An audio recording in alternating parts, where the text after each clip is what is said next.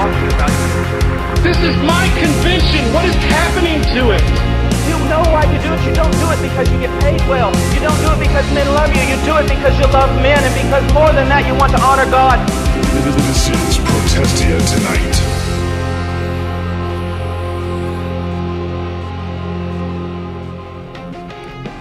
Hello, and you are listening to Protestia Tonight for the 8th of January, 2023. This is the program that we hope will be glorifying to God, convicting to sinners, and edifying to the saints. A program with sincere questions and biblical answers. Thank you for tuning in. This program, of course, is brought to you by our lovable and wonderful and awesome patron supporters who financially support Protestia and all of the work being done here in the realm of polemics and discernment ministry. And you can join them by going over to patreon.com/Protestia, and for only $5.95 a month, you can get the full version of this program that you're listening to right now, rather than just the freeloader portion that you hear on the Bible Thumping Wingnut or YouTube or any of the other places that the program is published.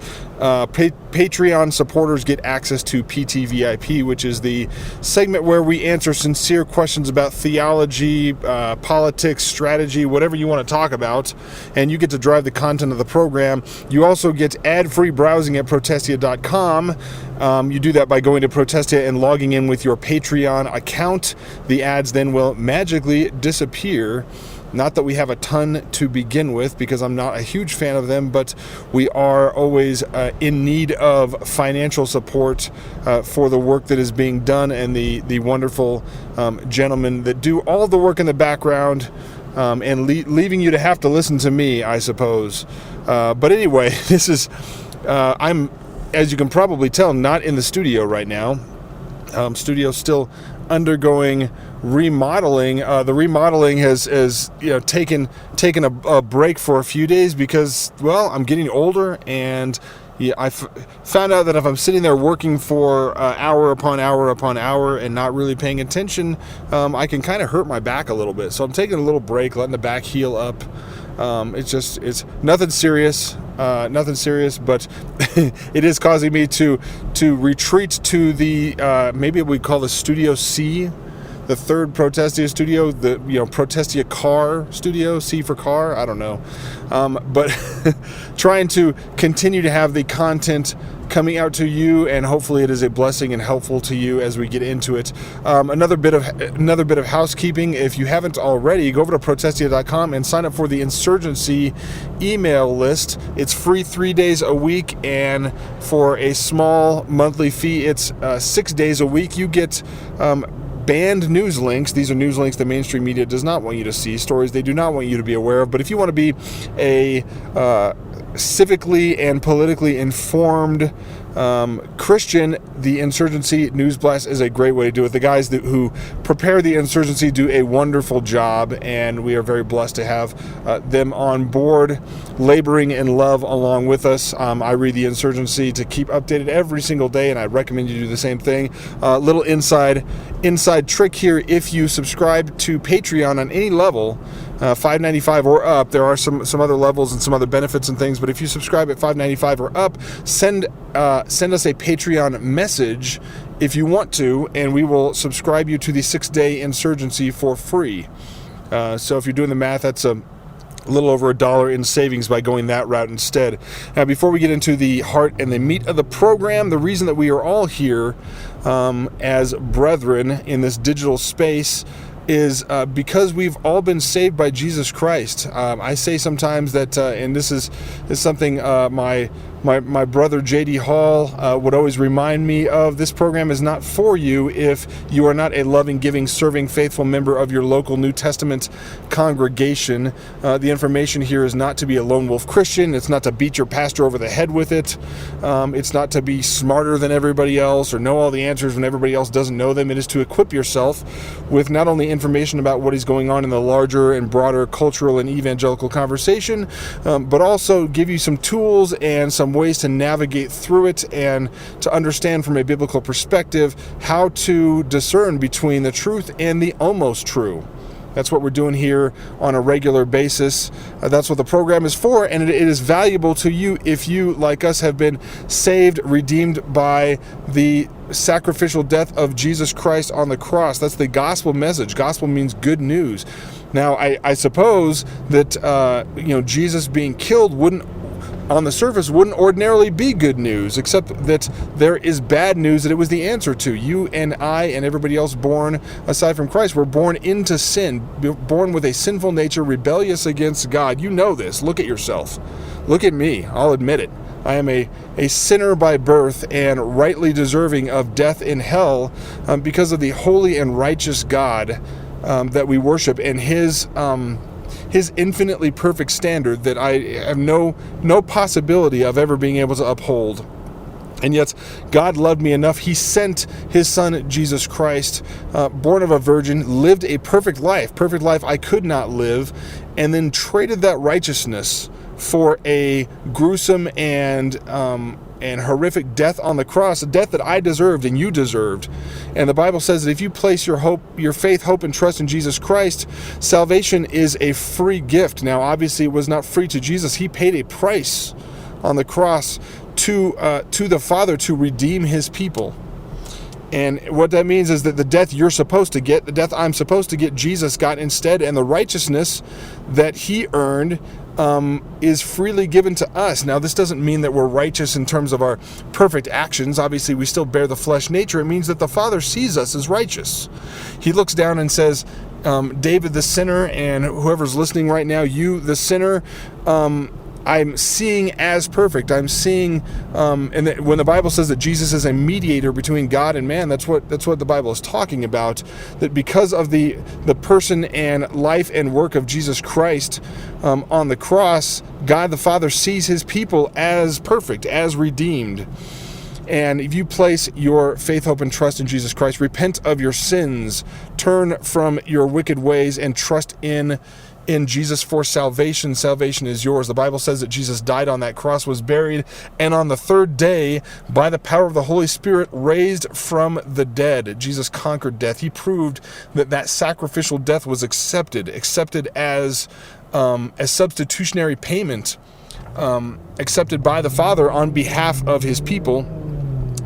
Jesus was seen by hundreds and hundreds of people, resurrected before ascending to heaven, where he now sits at the right hand of the Father. If you believe that, that's what it means to be a Christian. That's what it means to be saved.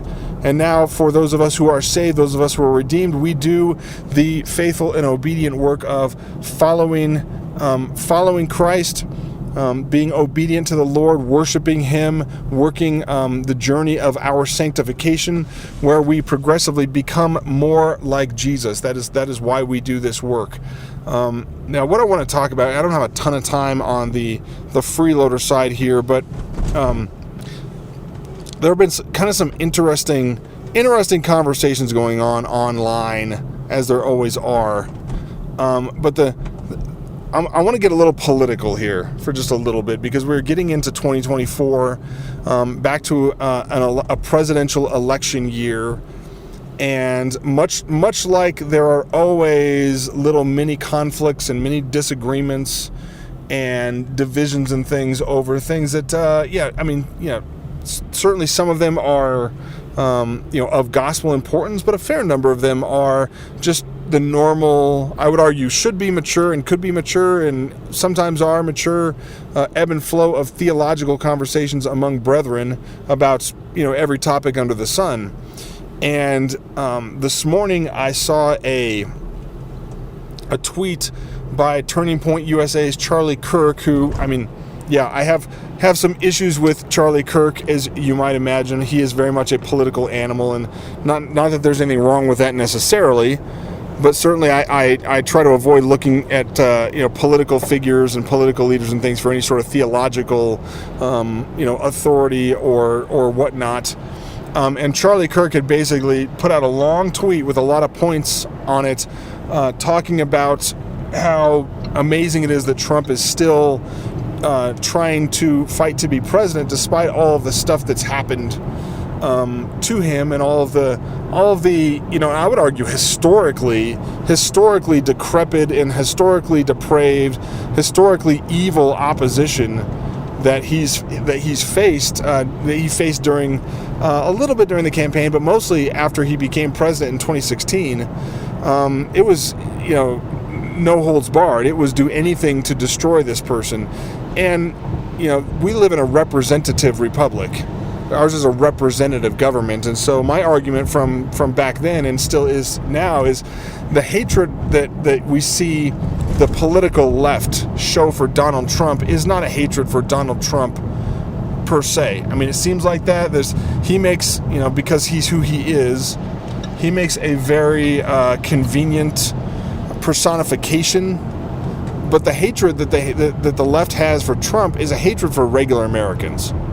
I didn't appreciate this as much as I probably could or should have back when he was running. I remember in the primary when I was supporting Ted Cruz. I really thought he was the most capable of the Republican the Republican candidates in the 2016 election primary.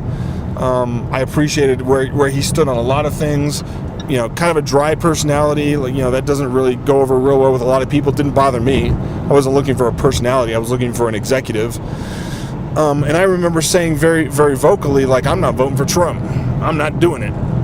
He's a jerk. He's a this. And we could point to all these things. Here's the evidence. Here's the evidence that he's a jerk. Here's the evidence that he says things he shouldn't say. Here's the evidence of personal immorality, and quite possibly, predictably, I suppose, underlying bad character. I knew that Trump had been a Democrat, basically. I mean, as much as you could identify his political leanings, had been a Democrat for the entirety of his public life. Not appreciating, of course, that pragmatically he was doing that because he's in real estate in New York, and that's kind of what you have to be. I'm not saying that's a good excuse. But I always thought, hey, there's every likelihood that if he's the nominee and somehow makes it in the White House, because I thought if we nominate Trump in 2016, we're dead, like many of you probably did. I thought, if he hits the White House, he's just going to change. I mean, he's only telling us what we want to hear. He's not pro-life. He's not committed to a originalist Supreme Court. I just didn't believe it. I really didn't have a reason to. And yet there was something that the people sort of got onto with him. And I think they were sick and tired of 8 years of Obama. I mean, we tend to forget how horrible of a president Barack Obama really was. But so I mean, they're seeing this. I think that the political establishment underestimated the disdain that the American people have for Hillary Clinton. Can't stand Hillary Clinton. Even Democrats can't stand Hillary Clinton. Right? So and I live in Colorado, so it didn't really matter really, who the Republican nominee would have been. I mean, Colorado was going Democrat anyway. It's been trending that way for quite some time. The election process around here is corrupt as all get out, but even beyond that, even if it was legit, I think the Democrat nominee probably wins by 5 points most of the time if it's a person that's alive and can fog and mirror. But so Trump gets in, and then he basically starts, for lack of a better way to say it, he basically starts just instituting things that I would expect any committed conservative to institute. Even beyond that, I mean, Trump was doing things, to give him some credit, he was doing things politically George W. Bush never would have done. Reagan arguably might have never done some of these things, and they were things we wanted to see. There were things that, principally speaking, as a conservative Christian, I would say that's exactly what I want the executive to do. I want them to get rid of government red tape, bureaucratic laws, agencies, and things that we don't need. The Trump administration was pretty good at that. I want them to only nominate originalist justices to the Supreme Court. Justices that understand the federalism that is part of this country's governmental structure, and understand the nature of the Constitution. Too many, Democrats and liberal jurists see the Constitution as a quote-unquote living document, where it's to be interpreted by way of the the preferences of the culture of the day, wherever the sort of current cultural and civic zeitgeist is. That's how we're supposed to understand the Constitution, which is idiotic, because if you try to interpret the Constitution that way, you don't have a Constitution. You have something that is sort of in the way of what the mob wants. And the Constitution is supposed to be in the way of what the mob wants. It's supposed to protect the rights of the minority against mob rule, against the preferences of the majority. And so the fact that the Trump administration was doing that largely, did they make mistakes? Yeah, for sure. And certainly when we got to 2020, the things that were being said, Trump's biggest error, in my view, his biggest error by far was not standing on principle when the COVID thing started to come out in early 2020. And I don't know if he was just duped, if he got scared politically. It certainly was, I thought, kind of anti-Trump to, not consistent with his personality, to let some government bureaucrat, some compromised, pretty obviously compromised bureaucrats like Fauci and Birx, basically run the narrative. I think he saw potentially a political windfall for him if he could be the one seen as defeating COVID or whatever. And he didn't make a lot of the decisions that were made in the localities as far as restrictions and all these things, but he didn't use the bully pulpit to stand up to it either.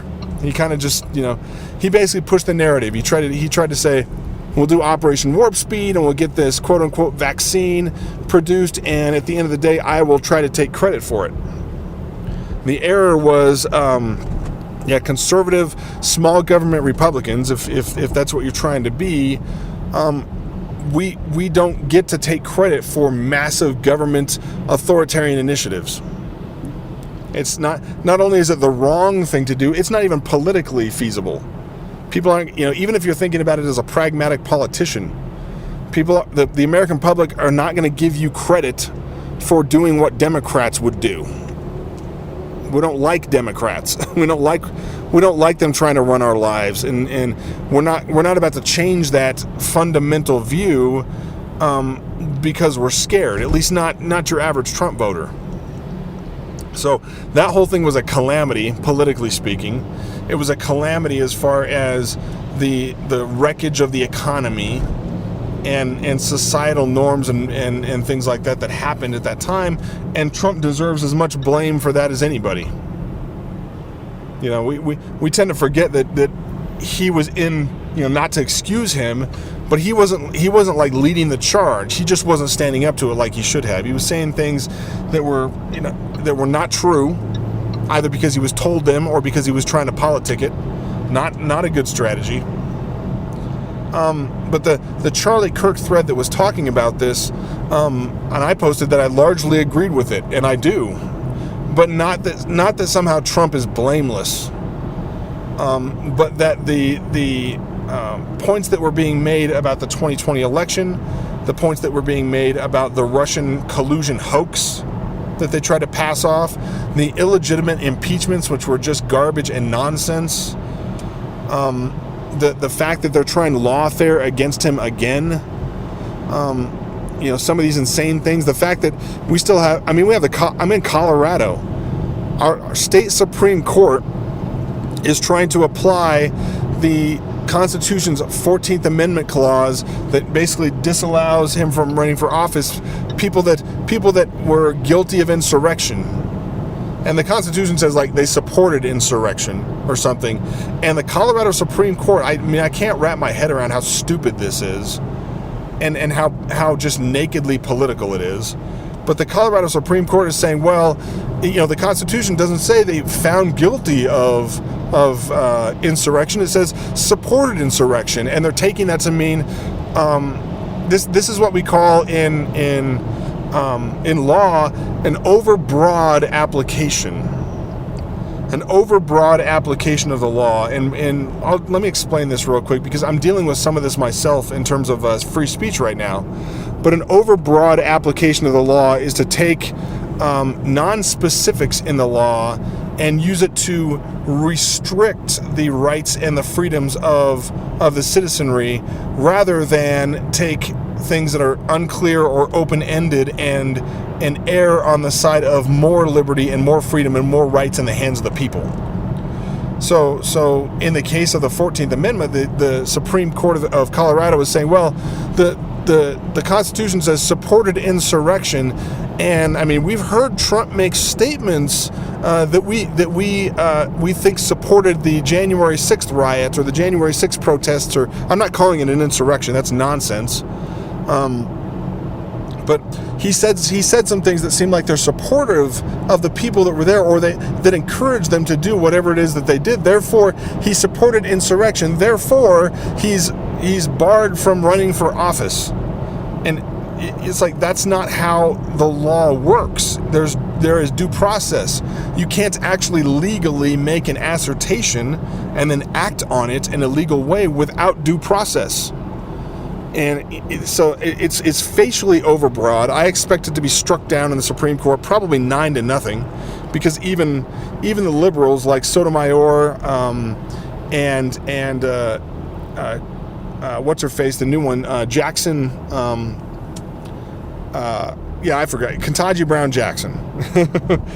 Even they will recognize, hopefully, the dangers of such an overbroad, ridiculous, comically insulting application of the Constitution happening in a court. If that becomes the standard, it opens up a Pandora's box of basically it's going to be rogue courts, rogue judges all over the place making these decisions. They're not going to stick to the law. They're not going to stick to the due process standard. That's what's going on right now, because they're scared to death of Trump. And so we're going to return to the conversation again, just like in 2020, of like, is it permissible for Christians to vote for Donald Trump? I will argue again, just like I argued back before the 2020 election, yes, of course it is. And we have to understand it on this basis. You have to understand the system that you're working within. It's not a system where, like, we don't live in a democracy. I don't care how many people keep calling it that. It's not a democracy. We live in a federalized system where the states elect the president of the United States by way of the Electoral College. Every state basically gets to make their own rules for how they're going to determine who their presidential electors are. And we live in a political system with political parties, which I know people will get out there and say, I don't even think we should have political parties. I do think we should have political parties. And let me tell you why. There are so many elective offices, so many offices out there that people are expected to know about the candidates and cast their votes and weigh in and get their people in there. It's impossible to know every candidate. So the reason that we have parties is so that somebody can say, I'm a Republican, therefore you can count on me to support certain party values. I'm a Democrat, so you can count on me to support certain party values. And the way that government works, really both in the state and federal system, are these elected officials. They get into the legislatures, they get into the House, into the Senate, and they work together on things, because consensus is how you actually make things happen. And they caucus with their side. You know, no matter what their personal platforms supposedly are, they work as a team. And so, like, if you have a Democrat running in your area, and he's like, I'm pro-life, and I'm small government, and I'm this and that and the other, but I'm still a Democrat, you have to ask yourself, well, why are you a Democrat? And you have to realize that when he gets elected, if he gets elected as a congressperson, goes to D.C., he's going to be caucusing with Pelosi. He's going to be supporting the leftist agenda of Nancy Pelosi and Bernie Sanders and every other liberal you dream of casting a vote for. This has to be understood when you're voting. The other thing that has to be understood is the major elections, like the presidential election, always wind up being binary elections. They always wind up being left versus right, Republican versus Democrat. And especially if you're in a state that's a swing state that could go either way, if you decide, I'm not going to vote for Trump, I don't like him, I think he screwed up COVID, and you're right about that, but I don't like him, I don't like how he's treated the primary candidates, and so as a statement of principle, I'm going to not vote for him. I'm going to vote for third party, libertarian, whoever. What you're effectively doing is you're taking a vote that could be a vote, against the Democrat, and you're saying, I'm going to split that in half, and I'm going to give half to the Democrat and half to the Republican. In fact, it's kind of worse than that, because you're taking a vote that should be likely a Republican vote and giving half of a likely Republican vote to the Democrat candidate, mathematically speaking. Because what happens in your states, most states, I know there are a few weighted voting things going on now and a few like split electoral college votes, but most states are winner take all. So whoever wins the popular vote in that state gets all the electors. They get all the electoral college votes. If you're in a swing state, you are increasing the chances that you're going to wind up with more Biden, or whoever replaces Biden, if he doesn't make it to the finish line, who knows? When I know that I know you don't want to have Trump again, you want to have DeSantis, you want to have, well, it's probably just DeSantis. Maybe some of your Vivek, people, I don't know.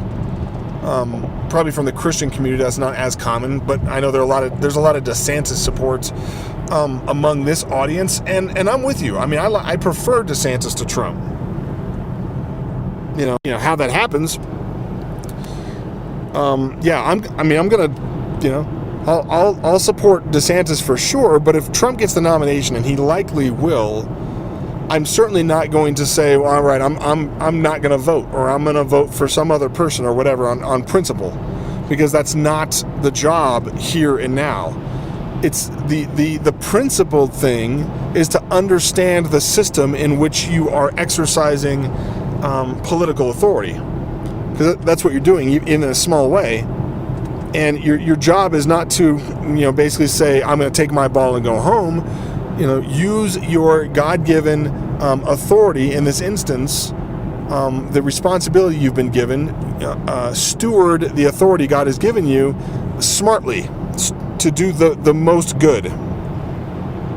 And if you can step back and pragmatically say, hey, a third-party vote or not vote or whatever is actually increasing the chances of the Democrat winning, and it is, undeniably it is. Since if you're a conservative Christian, there's no contest between the Republican and Democrat platform. I know the Republican Party annoys us to no end. I know that. But the Democrat Party platform is basically a direct refutation of the Ten Commandments. It's an anti-God political platform. And do a little, just the thinnest amount of analysis and discernment work, this to be true. If you rightly determine that your third-party vote or your non-vote or whatever helps the Democrat, it's by taking the Republican vote off the board and replacing it with, at best half and half, because your third-party candidate's got no chance, and obviously voting for nobody has no chance.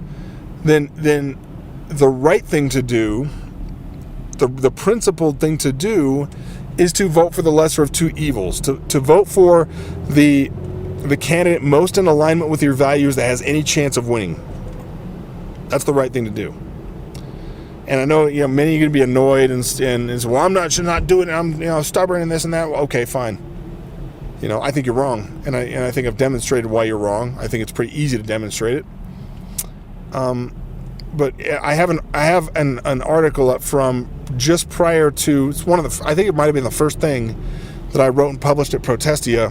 It was called Vote Now, Vote Like Your Life Depends on It, or something like that, talking about the 2020 election. This was before we came to realize how corrupted the process was by the anti-constitutional COVID voting changes. That's one of the things that Charlie Kirk's tweet pointed out, and it's true. And this is why I was supportive of the tweet. This is true. That states changed their voting laws because of the emergency of COVID, and created a system where it wasn't about the votes anymore, it was about the ballots. And they sent unsolicited mail-in ballots to every single registered voter on their insanely overblown and way corrupted data rolls, or voter rolls. States where people are dead, states where people moved out long ago, and now these ballots are out in the open. And the Democrats and the leftists realized very, very quickly it's not going to be about the voters, it's going to be about the ballots. There's no way that they can confirm with any sort of regularity what's a legit ballot and what isn't. And they pulled some stuff. I would argue they pulled stuff algorithmically. I've demonstrated that before. But but I wrote this article at Protestia before we had really demonstrated, hey, this is the problem. This is the problem we're looking at right here with the voting system. And January 6th was the operation put into place to basically destroy or discredit the entire Trump movement, the MAGA movement. And I knew it was a trap several days before the 6th. I saw, even if I wanted to go protest, and I think it was a worthy protest, because I think the whole election was corrupt, I knew that they were setting something up. And they did. We got Congress people now saying that they have evidence. This is United States Congress people saying we have evidence that the FBI had agents, assets and agents dressed up as Trump supporters in the Capitol building on January 6th. So they didn't even start out with the crowd. They waited until the Capitol Police let people in the building, and then these FBI agent Trumps, dressed up as Trump supporters, led people around the Capitol, which, by the way, is a labyrinth. It's a maze. Led them around the Capitol and got them to places where they could do stuff like take Nancy Pelosi's computer, take the podium, do stupid stuff that people do when they're all hyped up and emotional. And these things were not violent. Yes, was there some violence? Yep. Were there DC cops shooting tear gas into the crowd to try to stir them up to violence? Yep, that happened. Was Ashley Babbitt shot in cold blood by a trigger-happy Capitol police officer, and he wasn't charged? Yep, that happened. That murder happened. The whole thing was a setup to make the MAGA movement look like what they wanted it to look like, which was a bunch of violent redneck white people. That's what they were doing. And to this day, there are still people in jail who have yet to be given due process for their supposed crimes on January 6th under the Patriot Act, because they're saying, well, this was an insurrection. They were terrorists. And by the Patriot Act, you can indefinitely hold even American citizens. I remember, when I was younger, thinking the Patriot Act, on paper, it seems like a good idea. We want to be able to get the terrorists and whatnot. And this will never be turned around on Americans. Whoops. Now it has. And it should stand as a stark warning for those of you that are saying we want to let go of the principles of civil liberty, individual liberty, in pursuit of our Christian nation. It should stand as a warning, because the Patriot Act seemed like a good idea to a lot of people. A lot of Christians thought it was a good idea, myself included. I wasn't paying attention and thinking to myself, hey, this is only going to be used on Islamic terrorists. It's only going to be used on people that belong to this religion I disagree with, that are going to commit violence, and it's an evil, false worship, false religion, and it is. So it's okay to give the government the power because they're on the right side of this. Well, now we've learned our lesson, haven't we? We have good Americans that were honeypotted, basically, entrapped, basically, into going through the Capitol building, let in with no weapons, no violence, holding flags and chanting and things, still in jail. 2024, they're still in jail for non-violent crimes. People with no criminal record that thought that they were just protesting. And when the Capitol Police are being nice to them and patting them on the back and showing them around and things like that, and yet they're led around the Capitol by FBI plants. Now they're in jail. I mean, we have to fully get a grip on how corrupt this system really is. get a grip on the game that you're really playing when you decide to be principled and say, I'm going to, basically abstain from, making a difference in a presidential election. So I hope that discussion has been helpful. I'm sure some of you probably disagree. That's fine. That's how it's supposed to be. Stay on the line. Stay on the podcast here. If you are a PT VIP member or a Patreon member, for the PT VIP section, which is coming up, we have an interesting question. It's not going to take too long to answer, but a question about the Trinity that I want to dig into a little bit. I'm in the car, so I'm not going to be digging into it scripturally. I don't want to be trying to hold a Bible on my lap and work through it while I'm driving. It's actually there's been some snow the last couple of days, so I'm driving on a highway. It's a little messy. Down in South Denver area, the snow was a lot heavier than the North Denver area, and I'm kind of getting into it now. But anyway, stay tuned. Stay on the podcast here if you want to listen to PT VIP. For the rest of you freeloaders listening out in the open, we love you, but you gots to go. For everybody else, if you love us or not, that's okay. We'll still be here. Stay tuned to Protestia for all your latest in Christian polemics and discernment news. We'll see you next time. As always, Semper Reformanda.